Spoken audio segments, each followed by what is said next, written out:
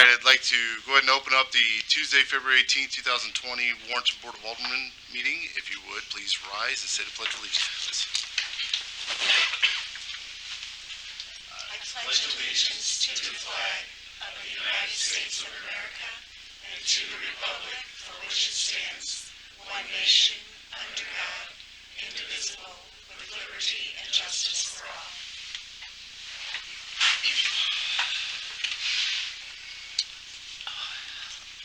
Next will be the consent agenda.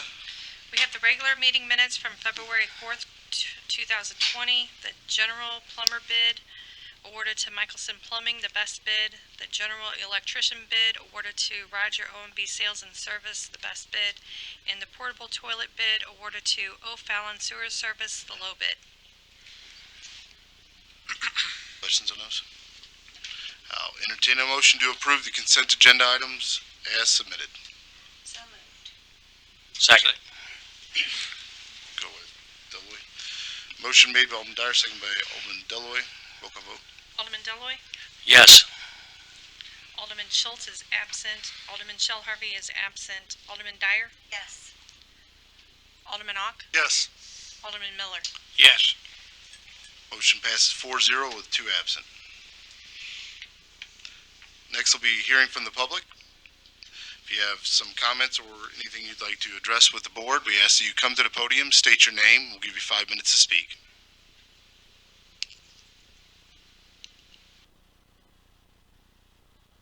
Not seeing anybody, we'll move on. Next will be Board of Alderman comments. Anyone? I would just like to thank all the wonderful people that supported my text. Is it off? There you go. Oh, God, I hate this thing. I would just like to say thank you to all the wonderful people that supported the amazing Backstoppers event this year. It is a wonderful, worthwhile event for the families of fallen officers and those involved in law enforcement. So thank you. I'm always amazed at how supportive our community is for things like this, such as the Wise Foundation and the Holy Rosary Auction, and how people really truly come out to support these events, and it is very much appreciated. So thanks to all of you that supported that event. It was great. I'll springboard off that a little bit and say, Chief, if you have a chance, thank the Academy for sending some individuals out who helped out that. And if anybody directly knows them, the Explorers, I believe it was the ambulance Explorers, or is that what they call them? I don't know what they call them. Fred, do you know what they call them? All right. Yeah. The Explorers from the ambulance base and from the fire department. Just really appreciate what they did. There were a lot of them out there taking your plate as soon as you were done. Yes, And, they did a great job. They sacrificed and did a lot of good things, and it was just kind of fun to be able to talk to them too and see where their future is. And it's nice to see a lot of them that live here want to come back here and work here. It's kind of nice to see. Anyone else? All right. Next, we'll hear from City Administrator Terry Thorne. It's that time of year again when we look at a summary of 2019 and what some of our major accomplishments were for that year. I'm not going to go through the whole list that you have in front of you, but to point out particularly for the public some of those things that are most important. We did obtain MoDOT approval for the engineering plans for the sidewalks along North Highway 47, which is a much needed, particularly safety issue. So we got approval for the engineering for that, and then at the very end of the year initiated the right-of-way acquisition efforts. If you recall, it's planned to take about a year to get all of the right-of-way taken care of and acquired. So, but the project is moving forward. That's the good news. We did adopt the 2015 property maintenance codes for residential dwellings and initiated the residential occupancy inspection program, which seems to be going very well. I think staff feels like that it's been very positive, and the numbers of issues that have been difficult to resolve have been few. So Lots of things like missing smoke detectors and those sort of things that definitely are safety related. So that seems to be going well. We did get the installation completed of the ADA compliant sidewalk downtown. So it's very, very noticeable when you come through town as opposed to what it was previously. And I heard the comment that there was a handicapped individual in a wheelchair who actually visited the restaurant there, and it was the first time that that had happened. So that's definitely a plus to have that ability for them to have access. Our animal control department recorded the highest success rate in city history as far as records go back, with placing animals rather than euthanasia, which is huge.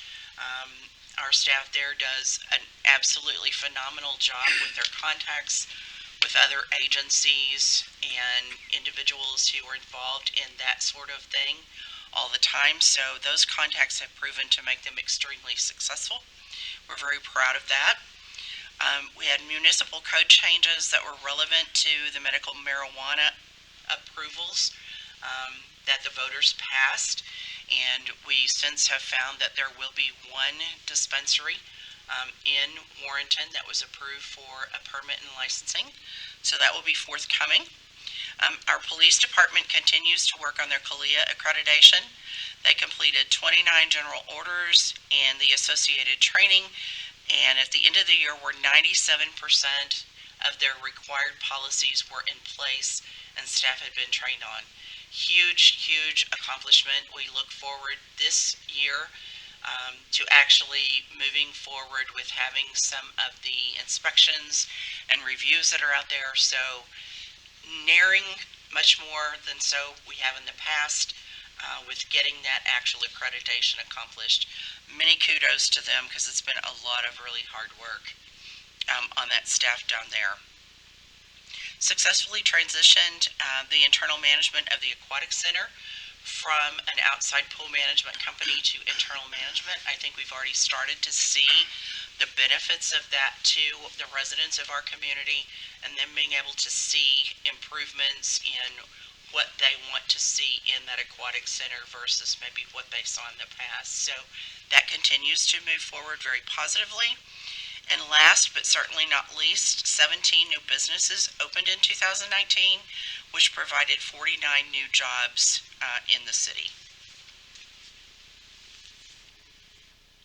Terry, how often do you expect to hear from the acquisition team for the 47 sidewalk project? Do they update you monthly or? Randy could better answer that than I could, but we get the documents as they move forward with talking with individuals or coming to an agreement or making an offer. All the properties have had appraisals done for the right-of-way piece that they're looking to acquire. That was the first step in the MoDOT process. So all of those appraisals have been done.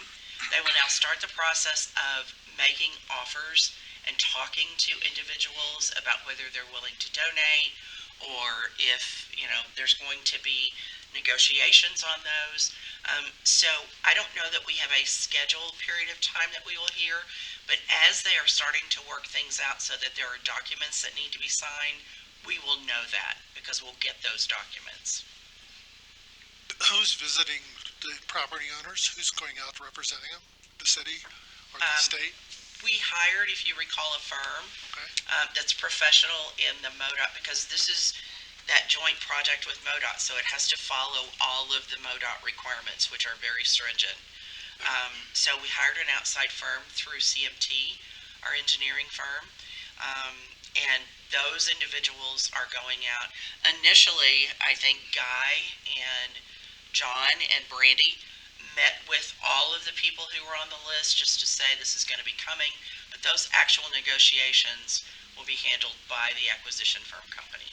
Weren't they here that night that we had the meeting? I thought I met the one young lady who was going to be part of that acquisition group, and she really seemed ready to go. So That's good. Yes. That's good. Yes, fingers crossed that, it goes smoothly and quickly, because the sooner we get the acquisition piece taken care of, the sooner the actual construction can start. So we just have to wait and see how it goes. Any other questions? That's all I have this evening. Thank you. Thank you. Next, we'll hear from Director of Operations, Brandy Walters. Good evening. I have for you our annual administration report. Just for a couple notes on there, we did fulfill 113 requests for records last year, which was quite a bit. We had over 136 interviews, and of those we hired 65 people. Keep in mind that's turnover as well as employment at the pool, getting those part-time positions filled. We also had 207 safety talk trainings, and we're starting to make a big appearance out on Facebook and had over 1,000 likes this last year. Wendy, the people that are on leave, that's not work-related No, leave? Okay. no.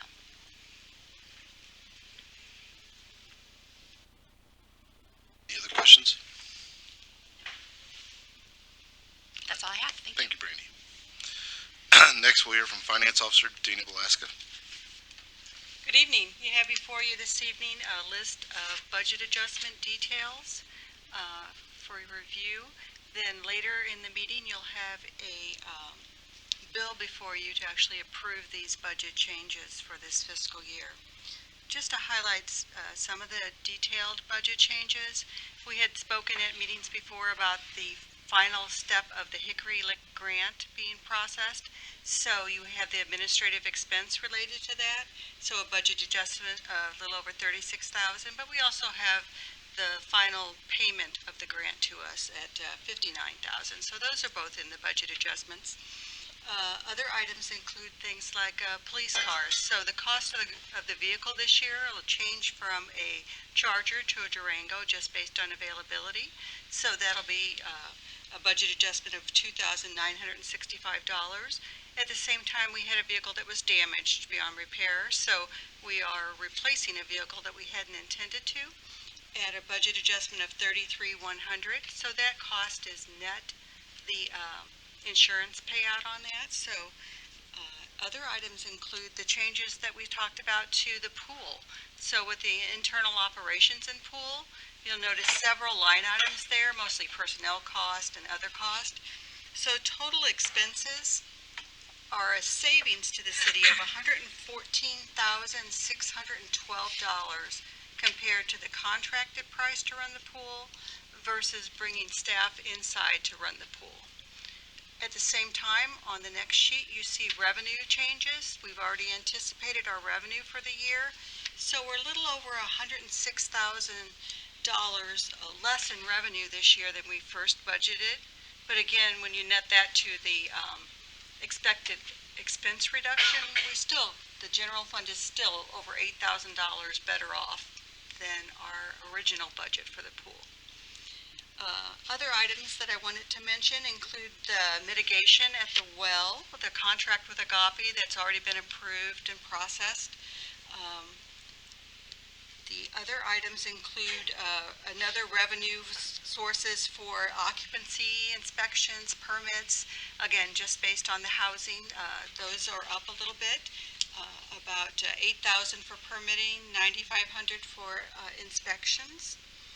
Were there any other items on that detail list that you had some questions about? I believe so. And if not, again, that bill will come up later in the meeting. Thank you. Next, we'll hear from Director of Planning and Development, Neil Fick. For you a copy of the annual report. If you have any questions.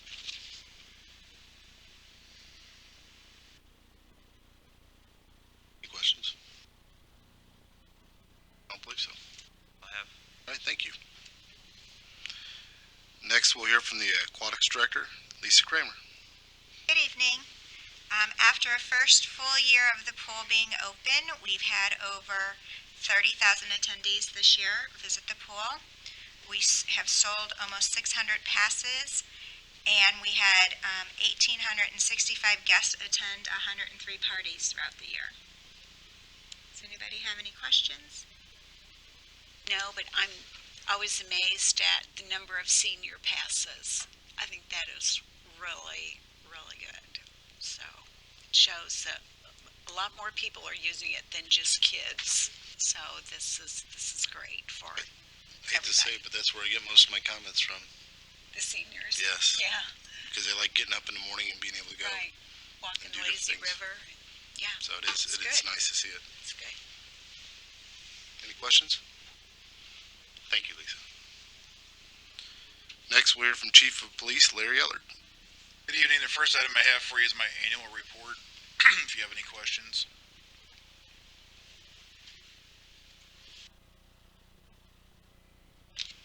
Please.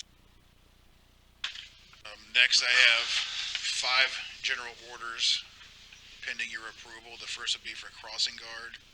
Second would be consular notification. Third would be school resource officer program. Fourth would be knife use and safety. And the fifth would be internal affairs. Anybody have any questions on any of those? I'll entertain a motion to approve the crossing guard, consular, is it consular? Consular notification, school resource officer program, knife use and safety, and internal affairs policies as submitted. So moved. Second.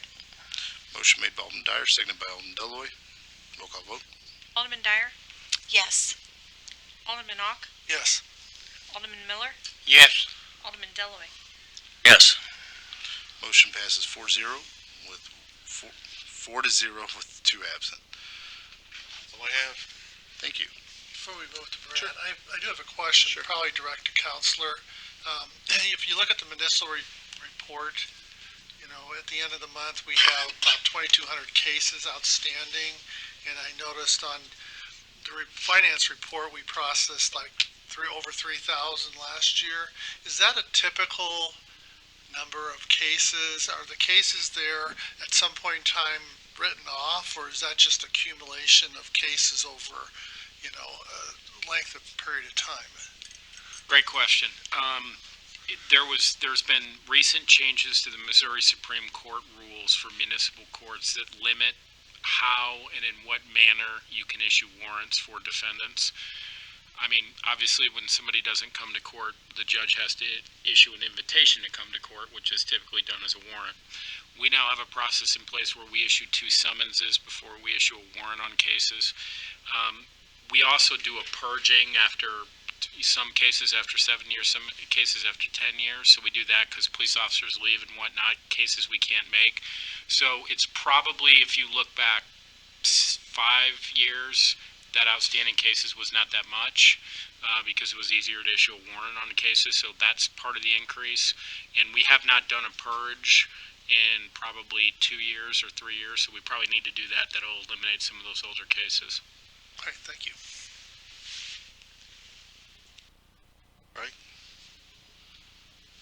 So next we'll hear from Maintenance and Grounds Director Brad Boozy-Cruz.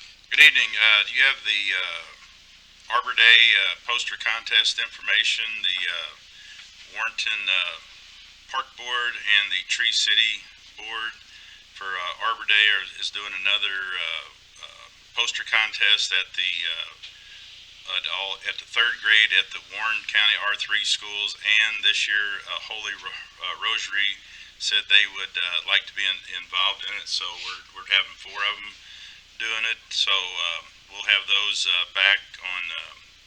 Be picking the actual posters up on Missouri Arbor Day, which is April the 3rd, and then we'll have them at the board meeting for the April 21st board meeting. We'll have the results for the National Arbor Day. So Are they going to be displayed anywhere, Brad? Are the kids' last year posters we had them. I think we had them up here in the winters and all of them, and yeah, we had some Okay. pictures of them, and I think we even had them on Channel 3 or our government channel. Okay. I think we had them on there, so These kids work really hard on, Yeah. on these, so. that's all I have tonight. Thank you very much, Brad. Bills or ordinance. Entertain a motion for the first reading of bill number 07-20. So moved. Second. Motion made by Alderman Deloy, second by Alderman Miller. An ordinance amending the budget of the city of Warrenton, Missouri for fiscal year 2019-2020. I'll entertain a motion for the second reading and passage of bill number 07-20. So moved. Second. Motion made by Alderman Dyer, second by Alderman Deloy. An ordinance amending the budget of the city of Warrenton, Missouri for fiscal year 2019-2020. Roll call vote. Alderman Ock, Yes. Alderman Miller, Yes. Alderman Deloy, Yes. Alderman Dyer. Yes. Bill passes 4-0 with 2 absent.